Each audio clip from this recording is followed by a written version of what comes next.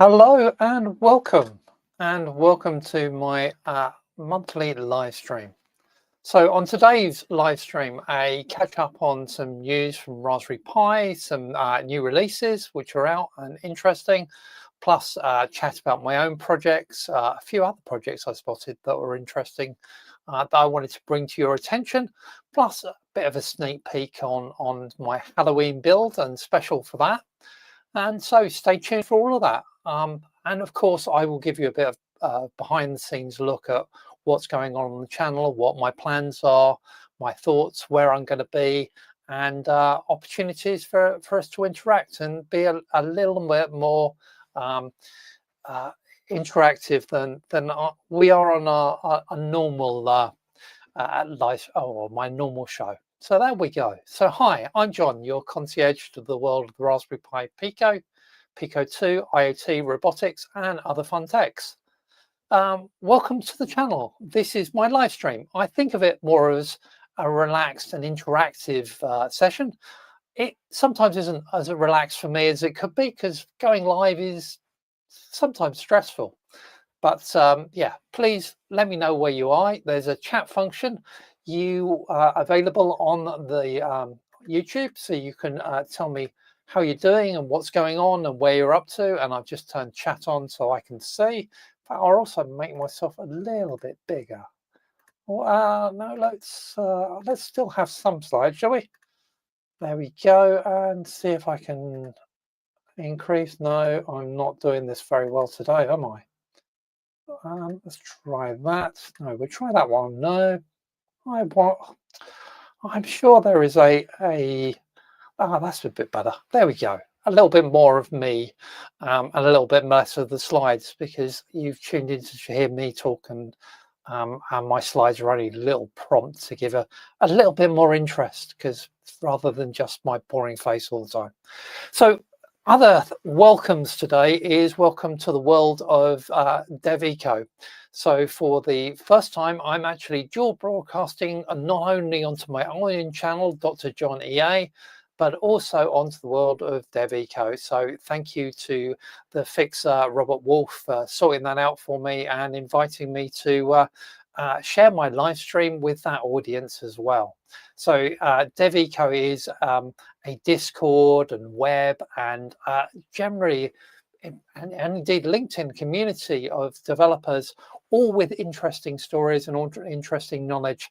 So if you don't know about them, find out. I've got some links somewhere in my if it's not in this live stream, it might be in one of the previous live streams.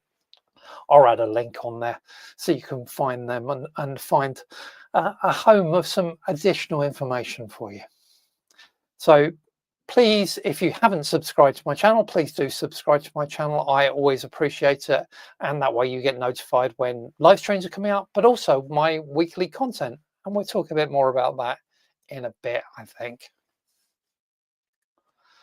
So I hope you're all keeping well. I hope life is going well for you. I've certainly been busy in with projects and having fun, including running out of memory on an RP2040 project, which has been causing me to pull my hair out a bit. But I found a way around it, and I've investigated this world of PS RAM and extending into this QSPI RAM, which is quite interesting on an RP2040 I'll have a video coming up on that in a few weeks' time, so look forward to that, and I hope you'll enjoy that. So yeah, I have got my link. It's in the description. So yes, love to chat with you. Please do talk to me live, or I will hang around a little bit on the DevEco server after the session, so you can find me there. But yes, welcome to DevEco for the first time that I'm broadcasting live there today. So what's on the agenda today? What am I going to talk about in today's session? Well, it's going to be my normal agenda, which tends to be a bit of an update around news about what's going on in the world of the Raspberry Pi, Picos, Pico 2s, that sort of ecosystem, and anything else I think that's interested around that. Stuff around projects, some of other people's and some of my own that are out there at the moment. And then a catch up around the channel and what we're doing around the channel. And there'll be time for some Q&A. I have got some questions that are coming in from the channel that I want to briefly mention.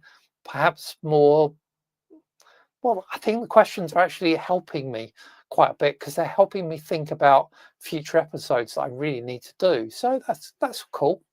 That's really, really cool. So yeah, there'll be a few questions. If you've got any questions, please do let me know in the chat. I'd love to see your questions, and I can try and answer them there and then, or you might give me some ideas for future. Someone else watching might actually have some answers to the question, so please do know. And also, you know, do let me know in the chat where you're coming from and watching from. That's always interesting to know as well. So some of my content, you'll know, is sponsored on the world of YouTube.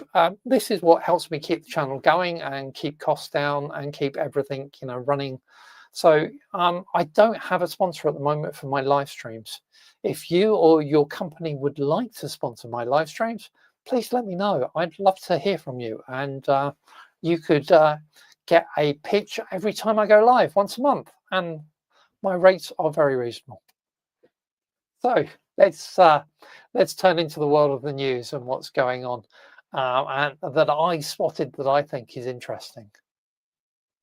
And I think the first one I saw was, of course, we've got a new Raspberry Pi operating system come out, Trixie.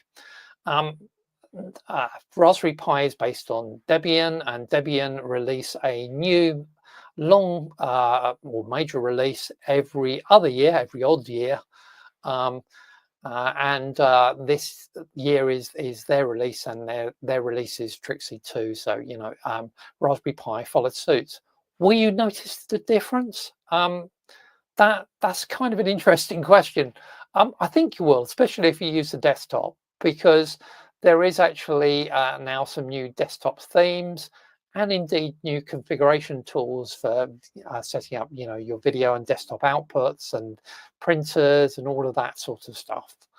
For me, as a developer, an embedded developer, that's not so interesting. What sort of piqued my interest a little bit was the fact that they've redone the hierarchy of packages and how that they work, which will make it a lot easier for us to use the packaging system to make a very light embedded build and just put in the packages we want quickly and easily, which I thought is nice and a nice improvement that I would look forward to in future.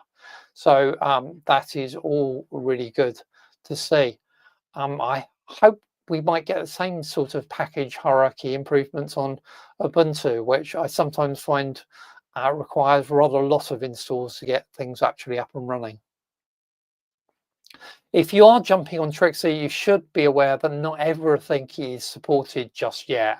Things like the fairly recent AI hat for the Raspberry Pis is still not available on that platform yet. And a few other things I suspect will just take a little bit of while why people just sort out the bugs and get them ported over and working. So, you know, same with all new releases. How quickly do you jump on them? Do you just let everything sort itself out and then adopt them? That's always the smoother strategy. The other intriguing story I saw from Raspberry Pi was around sustainable manufacturing. So it appears that Raspberry Pi single board computers, which are normally manufactured in South Wales, have now gone to a zero waste to landfill policy. So they have become really quite sustainable. And they've been for a while running on 100% renewable energy as well. And they've even going into gold recovery on waste materials and things. So yeah, Raspberry Pi is becoming quite a sustainable manufacturer, which is really nice to see and good as we, you know, support their work and stuff. Now, that all applies to the single board computer. I don't know how much of that applies to the Pico. It'll be interesting to know how much, whether that is as sustainable in its manufacture. But If anyone knows, let me know. I'll be interesting to hear. Also, more on sort of community projects and stuff. One of the things that I think we all like, or all huge potential, I guess, for the RP2040 is that it's got a whole load more GPIO outputs and inputs available to it. But of course, the Pico and Pico 2 are pin for pin compatible. So none of those additional outputs are available to you. So hence Open Pico Stretch, which was a project from Josh at Signal Drift and his channel on YouTube. And I've put a link to his video about it on the show notes. And he's produced a Pico 2W with an extra 8 meg of PS RAM. I've been using PS RAM. That's really quite useful at some things. And an extra 24 GPIO pads. That's quite a mammoth extension, and for some projects that could be really useful. So giving us access to all of those extra GPIO pads that the RP2040 potentially allows us to have. So go check out his video. That's an interesting design build stuff. Oh, look, there's a picture of it as well. And coming, another one that came up of these community projects, which intrigued me, is because Ethernet is something I've been thinking a bit about with Picos and stuff. And someone has actually managed to build a Pico 100 base T library for transmission of Ethernet, which that's quite impressive. The different voltages that requires, the and things. It is transmit only. You can't receive on it. But even so, the fact that we potentially have 100 base T natively coming out of a Pico 2 board, yeah, cool. Wow. So go and check out Steve M's work on that one as well. That's an interesting project. I've put the GitHub link into the show notes. So those were the big stuff and stories that I thought were interesting that came to my attention this month. If I've missed anything important that you think I should be pointing out, or if you hear anything that's coming up and you think it should go onto my show, please get in touch with me and let me know, and I will make sure to put it into next month's show. So I guess we should talk about projects next, really, which is normally my opportunity to remind you of the sort of stuff that I've done on my projects and how things have gone and what I'm working on at the moment. So let's just have a recap of projects that I've brought out and shared with you over the last month or so. So, one of the things that came out, I think, and was interesting in the new version of the Pico SDK was this new status LED library. Now, the status LED on Picos is kind of makes new users fall over a little bit because of the difference between how they're connected on a Pico and a Pico W, and indeed when you start thinking around things like RP2040 zeros, their status LEDs are completely different because they're WS2812Bs. So these things can make people fall over a little bit in their journey to adopting and understanding and working on our platform. So it's nice to see a library from Raspberry Pi, even if I did find one or two bugs in it. So I've got a video talking through that library and how nice it is to be able to consistently treat your LEDs. I also did some work on a camera. In fact, it's sitting behind me. I'm not using it for this video because I think my camera's video feed's a little bit better. But yes, I built a robotic robot arm that's got a camera on the front of it and can now chase my face around as I move around and keep me in shot. I might start using it for some stuff. It's kind of a fun little project, and didn't get that many views on the channel, so I don't know why you guys didn't like it so much. Perhaps perhaps you're too dedicated to the world of the Pico, which it's not a bad thing. I am too, really. VS Code. Some of you will know that I'm not always the greatest fan of VS Code. I do use it more often for creating videos than I do actually for actually working on it on a day-to-day basis. But I was asked a while ago, could I show a real proper complex project? FreeRTOS, using libraries, multiple folders and all of that, and demonstrate that actually that could be worked on and compiled and flashed directly from VS Code. So I set out to do that.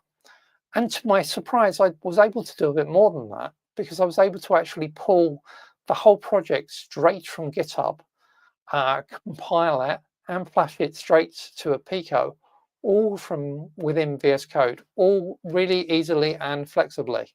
So when things go right in VS Code, it is an amazing tool and really helpful for a new user to get used to on the platform.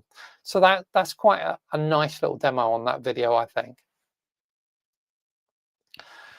And finally, I've been working on some multi Pico board projects at the moment, where I'm using things like a screen and a Pico W or a Pico 2W, so that I'm using the two things in combination. So a screen that's got a RP2040 in it. And so I was trying to see if I could actually get comms running across USB and running it basically over from using one of those, the Pico W, into host mode, USB host mode. So I did a video on that. It is a little involved, I must admit. I'm not the greatest fan of tiny USB and how to configure it. But it was nice getting some examples, paring them down so that just serial communication and getting that working. And yeah, so there's a video out on that one as well. And of course, all of these have the GitHub repositories with them, so you can see the example code of how I get that working. So those are the stuff that's out there at the moment. What have I been playing with? Well, I suppose other things are out there as well. Just out there is a video from Thursday looking at this AMOLED display from Waveshare, which I really quite liked. And it's that I then have started to use for my Halloween project, which is sitting on the shelf up there, but is a little bit small for you to see on that camera, I suspect. So, and especially as I'm in small mode at the moment. So this is the wonderful. Is that a video? Yes, it is a video. That should play. So what I've been playing with is, for Halloween, and what's coming up is a Pepper's Ghost illusion based on a Nazgul. So I'm using that screen, a little bit of Perspex, some 3D printing, and lots of WS2812B LEDs to create this sort of Nazgul illusion, where we have our Nazgul coming back, and then I'm able to start to add some nice glowy eyes to him, and then to add a nice ghostly head as well. And all that's going on and being controlled from an RP2040 Waveshare board, display board. So yeah, that's a nice little project that will be out with you on Thursday. So happy Halloween, and enjoy that one, I hope. So yeah, those are the projects going on at the moment, and or imminently. In the background, am I doing any more work on RP2350? I've got a plan of work, and I've got a couple of half-built bits of extension for my my droid. I've been working on other stuff though, and that it's sort of not given me enough time to do some work on that. I plan on doing that because I need to do some work on him this week to make sure he's ready for an event next on Saturday, and make sure he's running. And then when I get back from that, I will have some other videos already out and in the can to roll out to you guys. So at that point, I'm going to start doing some more work on him, and I've got some plans of what comes next. So stay tuned for those, please.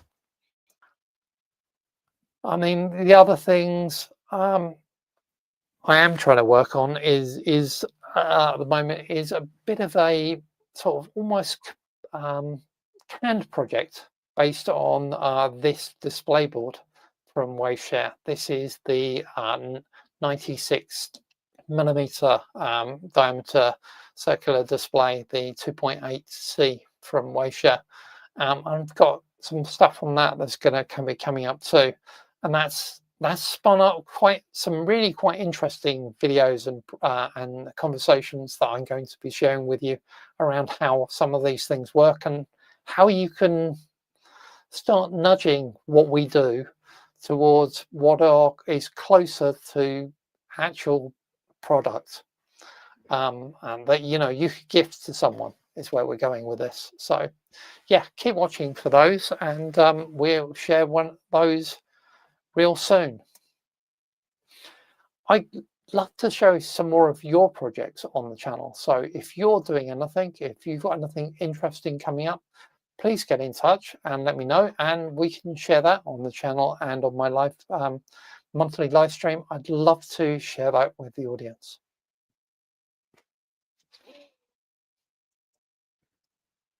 So where I'm going to be, what's going on, any shows or events coming up that I'm going to be at, and things going on locally that I'm aware of. Well, if you're in the UK, towards the Cambridgeshire and Bedfordshire area, certainly, I know that Raspberry Pi are running this Possum Pi and Pint session on the 1st of November. And touch wood, all being well, I intend going up there and taking Rexby 1 as well, that droid up there. So that will be fun, and hopefully fun. It's a reasonable journey from here, about 3 hours there and back from here. So quite a little trip out for the day for that one. If you're going to that, let me know. And then more locally to me, down in Brighton in UK, I'm organising Breaking Breadboards on the 18th of November, which is our local community meetup for people playing around with the world of embedded and IoT, robotics, and all of these sorts of fun projects that we play around with on the channel. So if you're anywhere near the area, please do come in, come and see us at that event. You can find more about that event on meetup.com. If there's any other events going on or around that you think I should be at, please do let me know. I don't always hear about all of them, and I would love to support. So please do get in touch, let me know, and let me support those sorts of things. So that takes us to the channel update section of what's going on the channel and what's going on in the back room about what's happening next and stuff. And I always start these sessions by talking a bit around what my broadcast schedule is. So if you haven't worked it out, my videos, well, actually, they're now going out in GMT because we've just changed timeline zone. But Thursdays is big video day, and videos all go out at 2 o'clock on a Thursday afternoon here, London time. And then generally on the following Tuesday, there is then a 3-minute summary that's going out, or that's what's going out at the moment. And then in between on Sundays, there will be once a month a live stream, like this. And occasionally there might also be some other shorts going out as well. We'll see. I haven't done any for a while, I must admit. Yeah, so that's our broadcast schedule.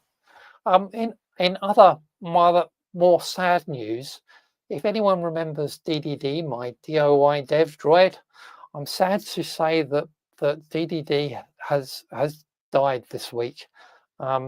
His plastic shell sitting on the shelf has collapsed under his own weight.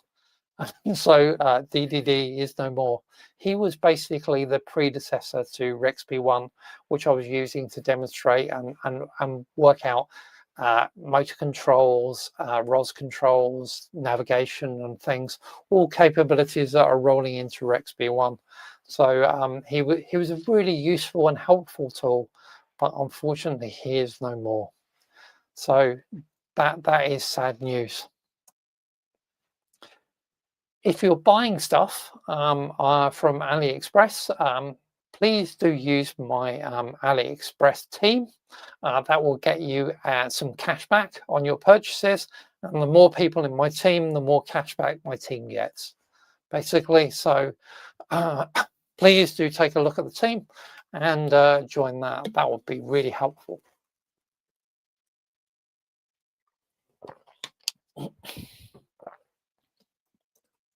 And if you enjoy my content, please remember we have a super thanks button on the channel and on every video where you can leave me a cash tip.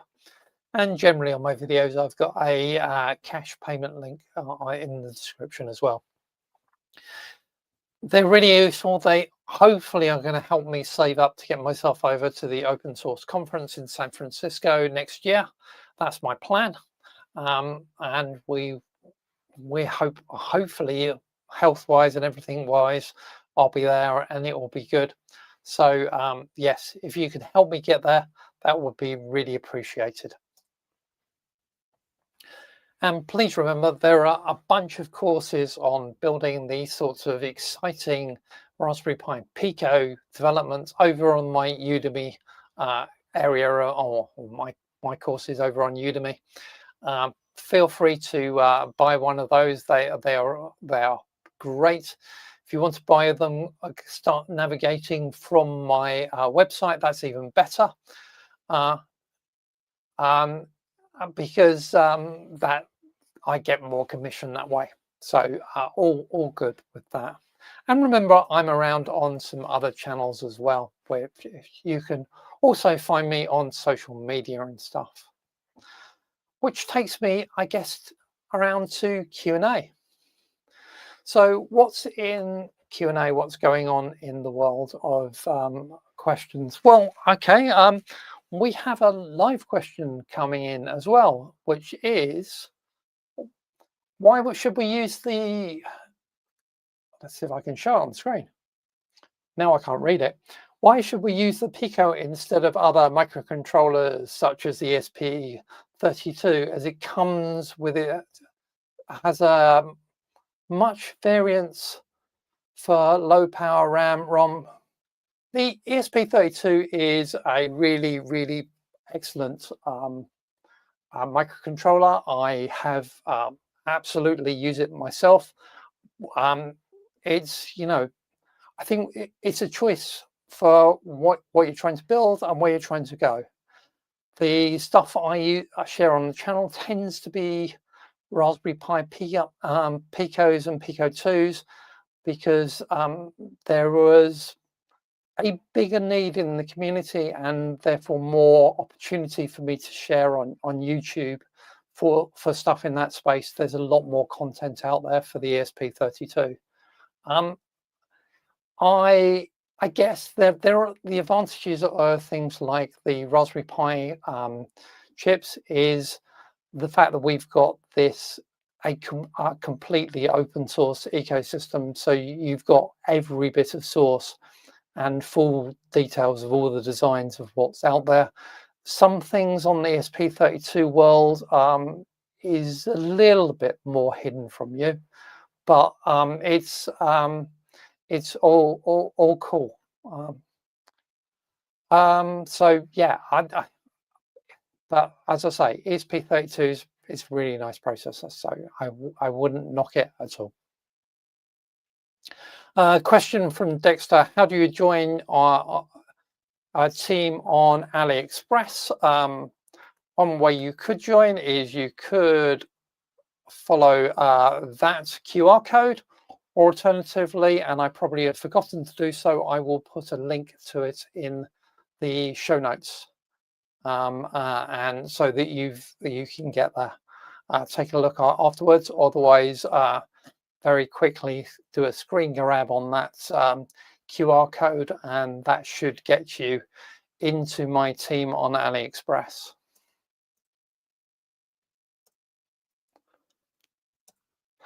The other couple of questions I had canned already was I did a few things with Mongoose a while ago, and one of the things I perhaps just floated over a little too quickly was just how to serve things like static web pages out on the world of Mongoose. And so I'm going to revisit that, and I'm going to do yeah, I understand the question, yes, I do need to do that, so I'm going to revisit that. So there's going to be a video in a few weeks' time where I'll look again at the Mongoose compressed file system, how you put static files out there and share them. So that will be there for you guys to look at, and hopefully that explains it a bit more, and I'll take a little bit more time rather than dropping over it very quickly. It's actually very easy. There's a pack utility that they ship with Mongoose that you just need to run. But yeah, that video will talk through that. So sorry for jumping over small points quickly. The other question that came out recently from someone on the channel, which I thought was kind of interesting, especially when I thought about it, was can you store Wi-Fi credentials securely on the Pico W? So that's the RP2040 chips. And my initial reaction to that was, no, you can't. It's just, you can't do that. But I don't think that's fair, because I don't think security is actually a binary thing. You know, certainly the locks on my door aren't binary. I think people can pick locks. You know, people can just find other ways around. So there are certainly things we can do. And so one of the other videos I'm going to come up with is actually exploring how we might be able to do some things to make holding those credentials more secure. Now, I suspect I'll get a few flames for that, because a few people will probably take my initial reaction of, no, you can't, it's just impossible. But yeah, watch the video and let me know what you think. I'd be interested to say, you know, am I actually making things more secure, or I'm just making things more difficult for myself? And that's, I guess, part of the question. So an interesting point. A couple more things coming in on the channel. So yes, I will share that link on AliExpress. Is there an ESP32 now peer-to-peer equivalent on the Pico platform? No, there isn't an equivalent to ESP32 peer-to-peer that I know of for peer-to-peer comms, I'm afraid. So let me show that question as well for the audience. So no, I don't think there is any equivalent to that I've seen any project do. You could build one, but no, most things I see on the Pico W and Pico 2W would be connecting to an access point and using that network, or publishing their own access point and doing it that way, not a true peer-to-peer network setup as you've got in the ESP32's peer-to-peer, ESP32 now capability. So no, that would definitely be, if that's what you're trying to exhibit, then that would definitely be something that will push me towards picking ESP32 for that sort of use case.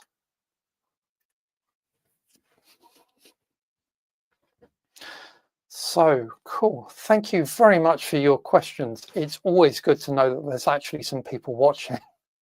Sometimes you feel like you're talking to a wall here, but you know what it's like. So Thank you very much for the questions. So that's it for today. I will do another one session, and it's in the diary now for November the 23rd for my next live stream. There will, of course, be videos out. So Thursday, take a look at the Halloween build. Let me know what you think of my Pepper's Ghost Illusion. I'd be interested to know. And if you've got any questions or any projects you'd like me to share for in November, please do get in touch. I'd love to have that there. Remember to subscribe, and until then, please do keep tinkering. And thank you everyone who watched on the DevEcosystem or DevEco's YouTube channel. Remember to jump over also to the Dr Jon EA page and subscribe to my stuff as well. That would be cool. So goodbye for now. Thank you very much, and I will talk to you live again next month. Bye-bye.